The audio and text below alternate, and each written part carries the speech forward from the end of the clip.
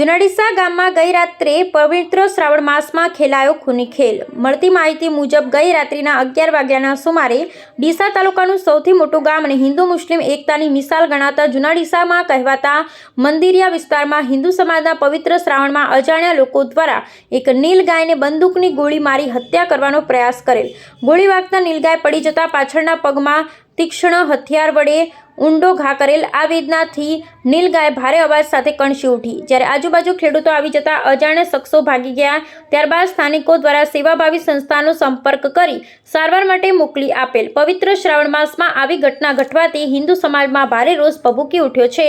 ગામ લોકોની માંગ ઉઠી છે કે દોષિતોને આ જનધન્ય અપરાધ બદલ સજા થવી જોઈએ। આજે હું જુનાડીસા આવ્યો છું અને મને મીડિયા મારફત જાણવા મળ્યું કે જુનાડીસા બદાવા વિસ્તારમાં એક નીલગાયને કોઈક શખ્સોએ પાછળના પગમાં ગોળી મારી છે અને ગાય ત્યાંથી જ્યારે એને ગોળી મારવામાં આવી ત્યારે એ ગાય ત્યાં આગળ પડી ગઈ નીલગાય।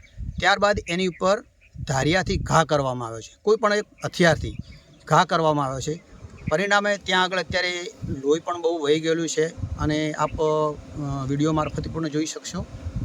આવું કૃત્ય કરવાના જે પ્રત્યક્ષદર્શીઓ હતા એમના કહેવા મુજબ એવું છે કે એક એક્ટિવા હતું બાઇક કલરનું અને એક એક્ટિવા હતું અને એક બાઇક હતું। આ બે વસ્તુ લઈને આવેલા અને 3 થી 4 ઈસમો હતા।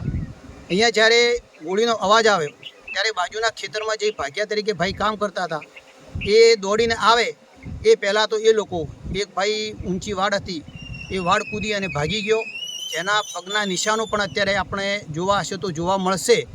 અને એ રીતે એક અબોલા પશુ ઉપર નિર્મમ હત્યાનો ગુનો કર્યો છે તો આની ખરેખર તટસ્થ તપાસ થવી જોઈએ અને જે કોઈ ગુનેગાર હોય એને સખ્તમાં સખ્ત સજા થવી જોઈએ, એ જ અમારી માગણી છે।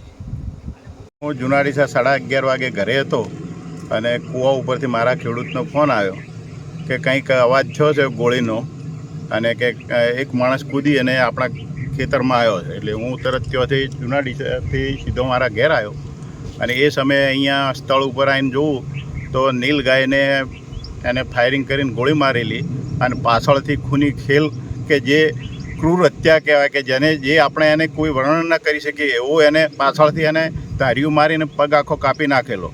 અને એ પરિસ્થિતિ જોયા પછી અમે જલિયાણા ગૌશાળામાં અમે એમને ફોન કરી અને એ ગાયને ત્યાં એ નીલગાયને ત્યાં રેસ્ક્યુ કરાવરાઈ અને એના પછી અમે તપાસ કરતાં અમને કંઈ જે અમારા ખેતરમાં થઈને કૂદીને બહાર નીકળેલા અને સવાર 3:30 વાગ્યા સુધી અહીંયા એ રૂબરૂમાં અહીંયા આવ્યા જ ગયા અને અમે સવારમાં ફેર આવ્યા, તપાસ કરી બધી બરાબર, કોઈ જગ્યાએ કોઈ એનો બીજો કોઈ પુરાવો મળ્યો નથી, પણ અહીંયા નીલગાયને અહીંયા મારી એ જગ્યા અમે સ્થળ ઉપર અત્યારે આ ઇન્ટરવ્યૂ આપ્યો।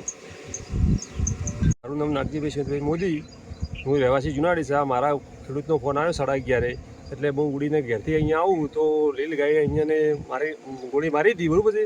T20 બાઇકવાળા હતા, એક્ટિવા હતું, 4 જણા હતા।